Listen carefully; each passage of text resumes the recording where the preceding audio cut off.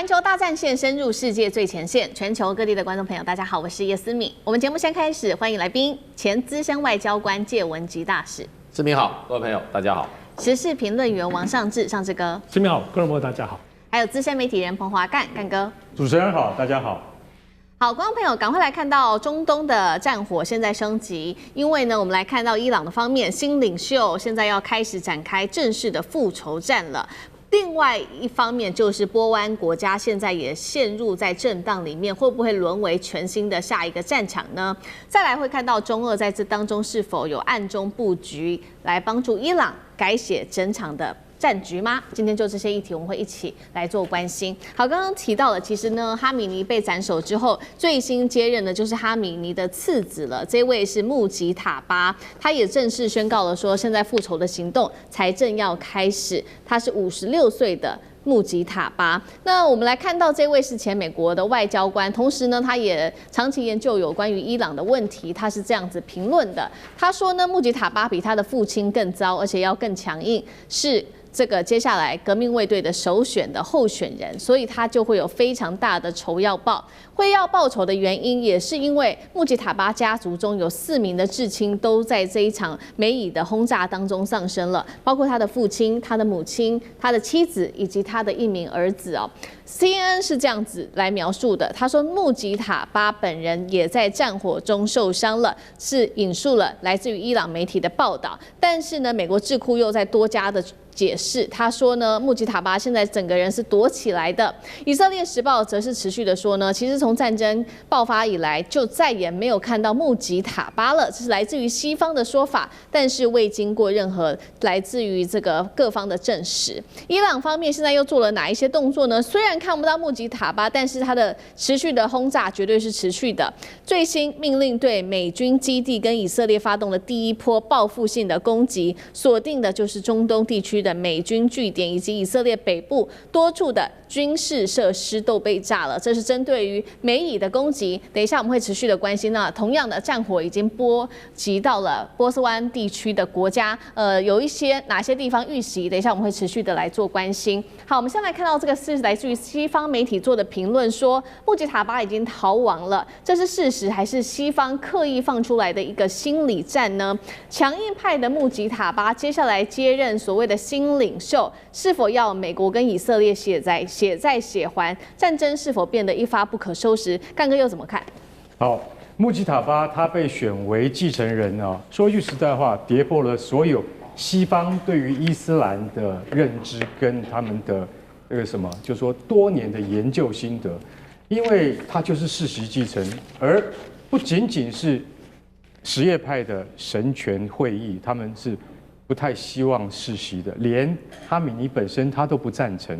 他說：“我的兒子，我的後代。”當時他在世的時候講的話，不僅僅是說穆吉塔巴他這個二兒子，他還有其他的兒子在世的時候，他也不認為他是要接班啊，交棒給自己的兒子，因為他說我們最痛恨的就是巴勒維國王的世襲啊，他是世襲他的父親，甚至他還要把他的皇位，然後在這個繼位給他的兒子瑞莎，瑞莎現在是在這個國外流亡，所以他說我們是絕對不會贊成的。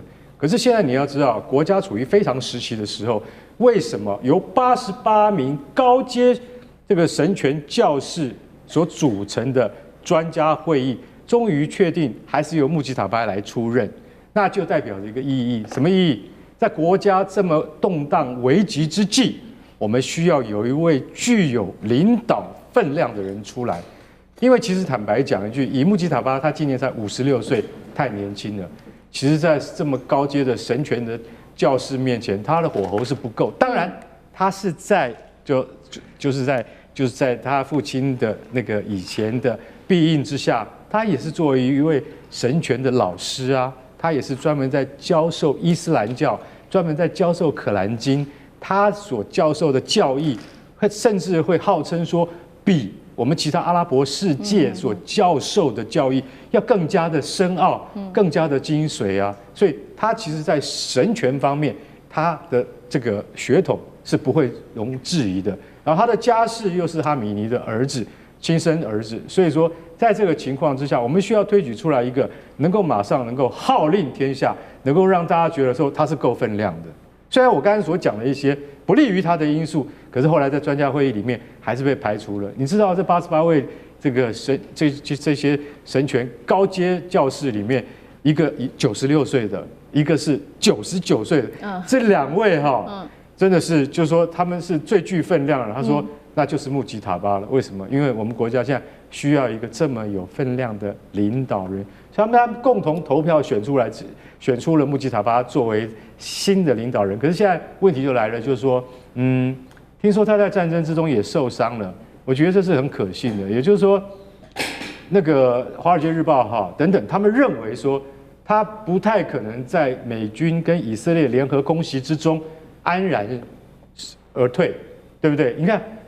父親哈米尼被炸死，母親也被炸死，然後呢，然後他還有一個自己本身就是穆吉塔巴自己本身有一個女兒，甚至後來傳出還有另外一個兒子，也就是他自己的兒子也死。這個兒子不是年紀不輕哦，已經20多歲了，快30歲了。也就是說，他等於是哈米尼的第3代了。就照這樣講的話，究竟是4個人，4個親屬在戰火之中死亡，還是8個人？因為有另外的媒體，就是說伊朗自己本身的媒體說有8個人死亡。那這個因為沒有辦法核實，我們只知道說在空襲行動當中，穆吉塔巴他要全身而退的可能性不太大，但是他受傷的情況怎麼樣？說一句實在，我也是認為說他可能受到了輕傷，而沒有危及生命，否則他就可以繼續的站出來發號施令。當然也有一些媒體在幫他緩頰，他說他現在只想活下去。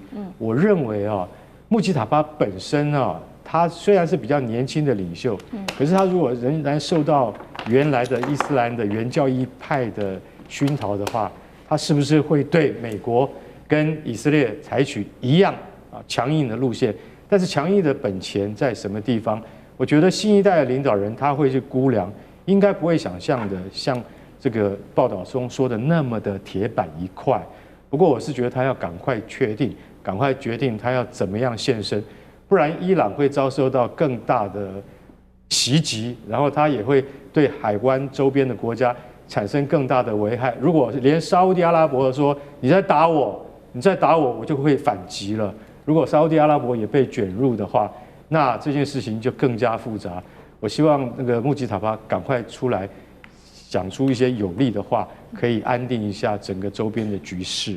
好，對，目前為止，穆吉塔巴的人，其實在這一場美以戰爭發生之後，就再也沒有人看到他了，所以才會有一些外界的評論也說，這是不是西方的媒體在做的一些心戰？就是說，其實穆吉塔巴本人到底有沒有受傷，跟他現在是不是在逃亡等等，是不是西方的媒體在做心戰？這個都還要進一步再做了解。但是呢，現在看到整體的這個戰場已經不是止於美以之間的攻擊了，現在已經波及到整個波灣國家去了。當時在7號的這一天的時候，伊朗的總統裴澤斯基安他才在7日說了，伊朗不會攻擊波灣國家，並且對之前的行動攻擊都表示歉意。但是5個小時之後，伊斯蘭革命衛隊就立刻打臉總統，說總統說的這些話是錯誤的訊息，伊朗方面會持續的轟炸，並且我們會正式的開啟聖戰。那確實就可以看到9號這一天，在波灣國家被通報了有很多地方遇襲。好，我們來看到這當中包括有這個無人機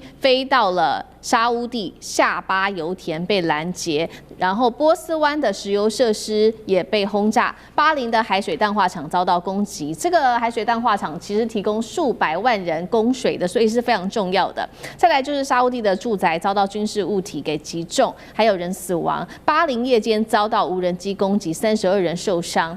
再來就是阿聯酋了，工業區爆炸，卡達的首都也有多起爆炸。美國駐在利雅得的大使館遭無人機攻擊，還有科威特的高樓都冒煙。以媒也在這邊做了披露，說阿拉伯聯合大公國已經針對伊朗展開了回擊發動的是首次的報復攻擊，目標是他們的海水淡化廠。現在看起來，難道伊朗已經正式的對波灣國家開戰了嗎？那這些國家又會不會反擊？大使又怎麼看？第一個，我認為不會開戰啊。第二個呢，波安更不敢反擊，因為這個雖然說以色列總統伊朗的總統有這樣說，革命衛隊反駁啊，我想就是說革命衛隊的想法就是說，你不能說絕對你不會打，如果誤擊也不要道歉，就是這樣，那打不打呢？除非絕對必要的時候才會打，要不然是不會打的，因為什麼？他目標不是這些國家，這些國家到目前這些零星的報道啊，我看真真假假了啊。那伊朗的戰略非常清楚，就是打在這個波安國家的美軍基地跟設施，就是這樣。那其他我認為都是誤擊，對，為什麼呢？因為波安國家不會站在美國跟以色列這一邊的，他們非常的脆弱，他們都是一群超級富豪在主導這個國家。他沒有戰鬥意志的，也沒有戰力的，對不對？他只是說不要站到美國那邊就好了。伊朗打這些國家的就是要警告你們不要站到美國那個地方。所以他一開始他們都講我不讓你用我的基地從這個地方去打伊朗，我都反對，包括沙烏地阿拉伯，我認為到現在也是如此。那他連美國用他的基地去打伊朗他都不允許了，他會自己去打嗎？不太可能。為什麼他會採取這個立場？因為他太脆弱了。我告訴你，他們這些國家雖然沒有什麼重點，可是到處都是什麼呀？未爆彈。你只要打一個，你打一個飛彈，你打到他的那個儲油槽，乒乒乓乓，一切都沒有了。他現在儲油槽通通是滿的，賣不出去，通通是滿的。儲油設備是一個目標，打起來的話，真的就好，真的就那每一槽油都是他的現金啊。那另外還有什麼？就是你的油田。油田被炸的時候，我告訴你，搞不好半年都滅不了。那個大火可是恐怖啊。這些國家是怎麼樣？看起來平常很風光，我說這波安很風光，其實他們泡着汽油桶睡覺。汽油桶隨時爆炸，他們什麼都沒了。所以呢，他們不敢站在美國這一邊，而且我覺得他們在背後是不然在美國拉美國的一個力量。對，所以伊朗只是威嚇他、恐嚇他，不會真正動手。真正動手就是已經要什麼？就是說已經是同歸於盡的那個階段。現在伊朗還不需要，不需要同歸於盡。那所以現在美國事實上在打伊朗的所有的軍力都是從兩個地方出來的，一個是美國自己的什麼？美國自己的航母戰鬥群在發動攻擊，另外就是以色列去發動攻擊。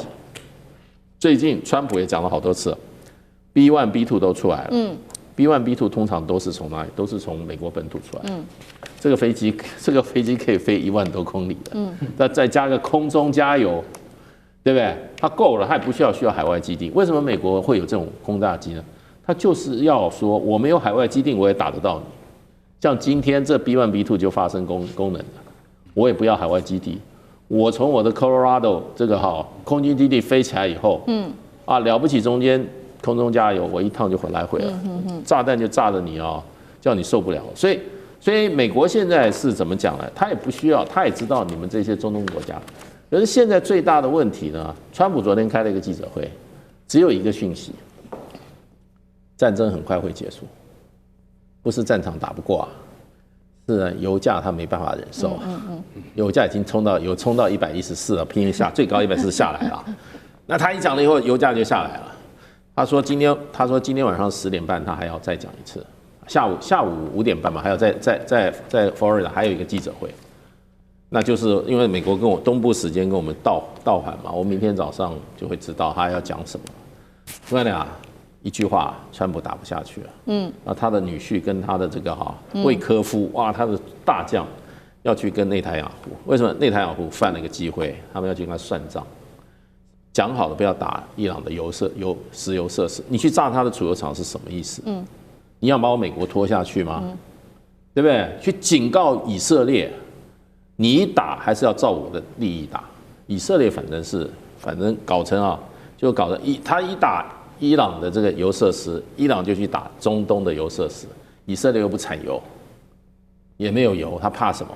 他就把世界搞亂。美國不行啊，川普要選舉啊。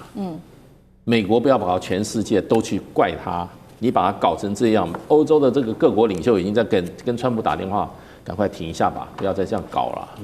對不對？你搞得我們大家經濟崩潰。所以川普昨天記者會說，我跟普丁已經通過電話。然後呢，在前一次記者會，記者問他說，是他那個他現在能夠點名都是他的朋友。結果那個記者問他說，聽說俄羅斯已經提供這種衛星情報給伊朗在跟美國對抗。川普當場翻臉，他說。我覺得你過去是我的朋友，你過去很聰明，你今天問這個問題簡直是愚蠢之至，怎麼會在這個時候問這個問題呢？所以他最怕，他現在一切靠誰啊？他靠普丁啊，他要普丁去跟伊朗去幫他打交道了，現在已經在我認為已經在求和了啦。好，這個是美國方面哦，這個川普的態度，川普想停戰，但是接下來也要看伊朗願不願意停戰，還有以色列願不願意停戰。那同樣時刻呢，我們就看到這場戰爭持續的進行當中的時候，中俄是否也加入了在這一場戰爭的角力當中呢？我們先來看到中國大陸的部分哦，解放軍海軍的瞭望1號傳出現在部署在阿曼灣國際水域來監督美以伊的衝突。那這艘船呢，又被叫做海上天眼，排水量帶觀眾朋友稍微看一下，3萬噸，能夠在6000公里範圍內追蹤飛彈、衛星跟軍事的活動。那目前就是如剛剛說的，部署在阿曼灣。那另外一方面呢，我們看到普丁也是力挺伊朗的新政權到底，說是伊朗最堅實的盟友。外媒也披露了俄羅斯方面持續的提供情報，有關於美軍在中東的情報給伊朗。那這當中包括了軍艦跟軍機等等。尚志哥怎麼看？這兩個國家是否有幫忙伊朗？《紐約時報》有個報道，在此前就是說，他認為就是包括俄羅斯跟中國，還有他也點名朝鮮，跟伊朗的關係很好。可是為什麼這一波除了譴責都沒有具體的動作？但是真的沒有嘛？其實就像剛剛前面大使所提到的，這次引起大家的關注就是伊朗怎麼打那麼準啊？你說在過去的12日戰爭當中，伊朗就是五煞殺，但是這一次只要一打完，特別是其他波灣國家的美軍基地，打完不久馬上公布衛星照片。那這些衛星照片你搞不清楚伊朗的，但伊朗當然有他們自己的所謂的間諜衛星在，可強到這個地步嗎？我們知道這些衛星現在不只是事後拍照啊，它也可能在這種體系化作戰裡頭指點去做精準的打擊。